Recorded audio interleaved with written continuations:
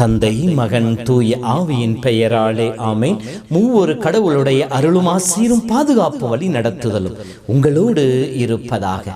பாஸ்கா காலம் 4வது வாரம் புதன்கிழமை. இயேசுவில் என் அன்பு சகோதர சகோதரிகளே, கடவுள் மனிதனை படைக்கின்ற பொழுது ஒவ்வொரு மனிதனையும் ஒரு திட்டத்தோடு படைக்கின்றார். வெறுமனே ஒருவரையும் படைப்பது இல்லை.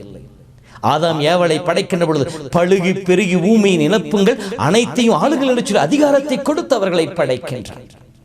ஒவ்வொரு மனிதனும் இறை திட்டத்தின் அடிப்படையிலேயே படைக்கப்படுகின்றார்.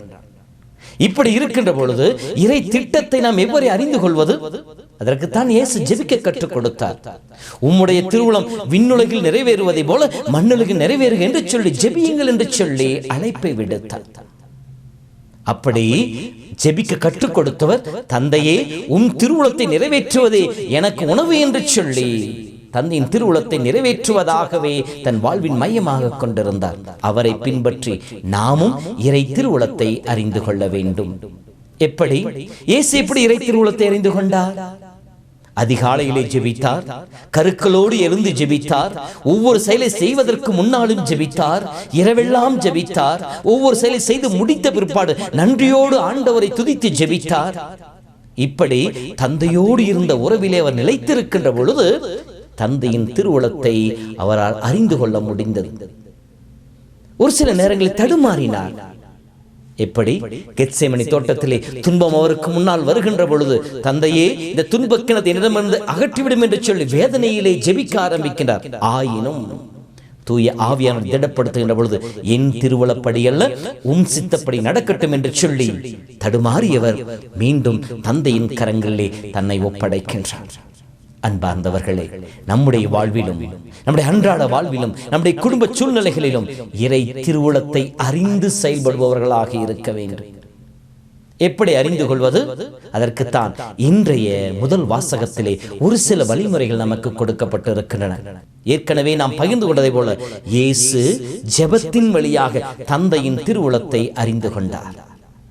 இன்றைய முதல் வாசகத்திலே அந்தியோக்கியாவிலே பவுலும் பர்னபாவும் மற்ற தூதர்களும் அங்கே இருக்கின்ற பொழுது, தொடர்ந்து பயணிக்க அவர்கள் எத்தனிக்கின்ற பொழுது, அந்த பயணத்தை தொடங்குவதற்கு முன்னால் அவர்கள் செய்த செயல், கூடி ஒன்றாக வந்தார்கள் வழிபடுவதற்காக.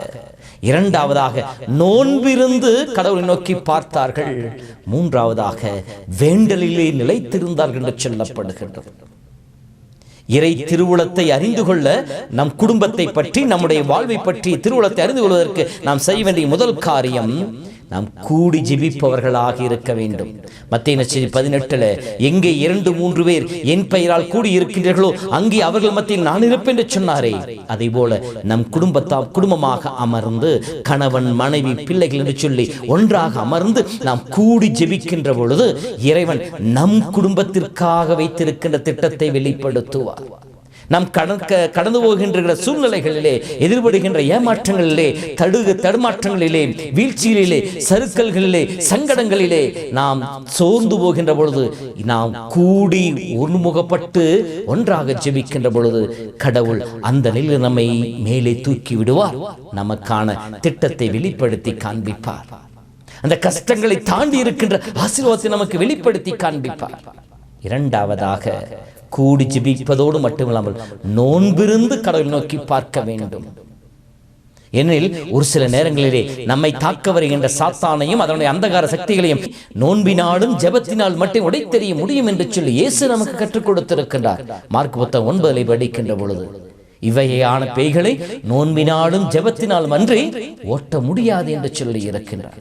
இந்த உலகத்தின் மீது ஆட்சி செலுத்துகின்ற சாத்தான் வன்மையாக நம்மை தாக்க வருகின்ற பொழுது, நோன்பிருந்து நாம் ஜெபிக்கின்ற பொழுது, நோன்போடு கூட ஆண்டு நோக்கி பார்க்கின்ற பொழுது நம்மால் இறைவனுடைய திருவுளத்தை அறிந்து கொண்டு சாத்தானுடைய சோதனையை வென்றெடுக்க நமக்கு பலன் கிடைக்கும் என்று மூன்றாவதாக ஜெபிப்பவர்களாக இருக்க வேண்டும், ஜெப வீரர்களாக இருக்க வேண்டும்.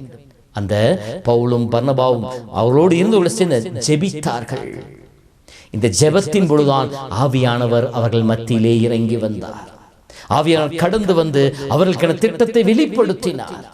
அதன் வழியாக இறை திட்டத்தை அறிந்து கொண்டவர்கள் தொடர்ந்து செல்கின்ற பொழுது அவர்கள் ஆவியால் வழிநடத்தப்பட்டார்கள் என்று சொல்லப்படுகின்றது. தொழுகை கூடங்கள் இறை வார்த்தையை துணிவோடு போதித்தார்கள் என்று சொல்லப்படுகின்றது. அன்பார்ந்தவர்களே, நம்முடைய வாழ்விலும் கூட இந்த வழிமுறைகளை பின்பற்ற முற்படுவோம். நம் வாழ்வில் இறை திட்டத்தை அறிந்து கொள்ள ஆசிப்போம். நம் வாழ்வில் எத்தனையோ சங்கடங்கள், குழப்பங்கள், எதை செய்வது, எப்போது செய்வது, என்ன பேசுவது, யாரிடம் பேசுவது, யாரிடம் போய் உதவி கேட்பது என்று சொல்லி எத்தனையோ குழப்பமான சூழ்நிலைகள் இருக்கலாம், தடுமாறுகின்ற சூழ்நிலைகள் இருக்கலாம். அந்த சமயத்திலே மனிதனுடைய ஆலோசனையை தேடி செல்வதை விட ஆண்டவனுடைய ஆலோசனையை தேடி செல்லுவோம். மனிதர்களை தேடி சென்று அவர்களிடம் உதவி கேட்பதை விட ஆண்டவரிடம் தஞ்சம் புகுவோம். இதைத்தான் மனிதர்கள் மீது நம்பிக்கை வைப்பதை விட ஆண்டவரிடம் தஞ்சம் புகுவது நல்லது என்று சொல்லி திருப்பால் 118 நமக்கு சொல்லி காட்டுகின்றது. ஆகவே ஆண்டவர் மீது தஞ்சம் புகுந்தவர்களாக நாம் கூடி ஜெபிப்பவர்களாக, நண்பர்களோடு, குடும்ப உறவுகளோடு, நம்மோடு இருக்கிற மனிதர்களோடு கூடி ஜெபித்து, நோன்பிருந்து ஜெபித்து இறைவனுடைய திருவுளத்தை அறிந்து கொள்வோம். அப்பொழுது இறைவன் தெளிவான வழியை காட்டுவார். எங்கே செல்ல வேண்டும், எப்படி செய்ய வேண்டும், எதை செய்ய வேண்டும் என்பதை நமக்கு சொல்லி காட்டுவார். பவுலையும் பர்னபாவையும் வழிநடத்திய அதே ஆண்டவர் தாமே நாமும் அவர்கள் பின்பற்றிய வழியை நம் வாழ்வில் பயன்படுத்துகின்ற பொழுது நம்மையும் பயன்படுத்துவார், நம்மையும் வழி நடத்துவார். நமக்கும் இறைவனுடைய கிருபையை நிறைவாய் பெற்றுக் கொடுப்பார். ஆவியானவர் அன்று அவர்கள் மத்தியிலே கடந்து வருகின்ற பொழுது தெளிவை பெற்றார்கள், துணிவு பெற்றார்கள், செல்ல வேண்டிய வழியை கண்டு கொண்டார்கள், விடுதலை பெற்றுக் கொண்டார்கள், குழப்பங்கள் சோர்விலிருந்து முழுமையாக விடுதலை பெற்றுக் கொண்டார்கள், எழுந்து செயல்பட்டார்கள். அதே ஆவியானவர் நம்மில் நிறைகின்ற பொழுது நாமும் தெளிவை பெறுவோம், ஆற்றல் பெறுவோம், சக்தி பெறுவோம், செல்ல வேண்டிய செய்ய வேண்டிய காரியங்களை அறிந்து கொள்வோம், எல்லா விதமான அடிமைத்தனங்கள் விடுதலை பெற்றுக் கொள்வோம். இயேசுவின் பிள்ளைகளாய் இந்த உலகிலே வாழ்வோம். அருள் வேண்டுவோமா?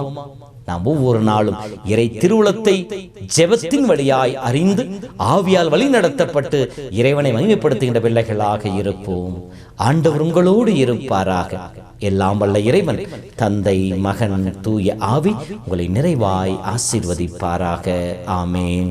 வல்லமை தேவை தேவா, வல்லமை தாரும் தேவா, வல்லமை தேவை தேவா, வல்லமை தாரும் தேவா, இன்றே தேவை தேவா, இப்போ தாரும் தேவா, இன்றே தேவை தேவா, இப்போ தாரும் தேவா. பொழிந்திடும் வல்லமை, உன்னதத்தின் வல்லமை, ஆவியின் வல்லமை, அக்கினியின் வல்லமை, பொழிந்திடும் வல்லமை, உன்னதத்தின் வல்லமை, ஆவியின் வல்லமை, அக்கினியின் வல்லமை.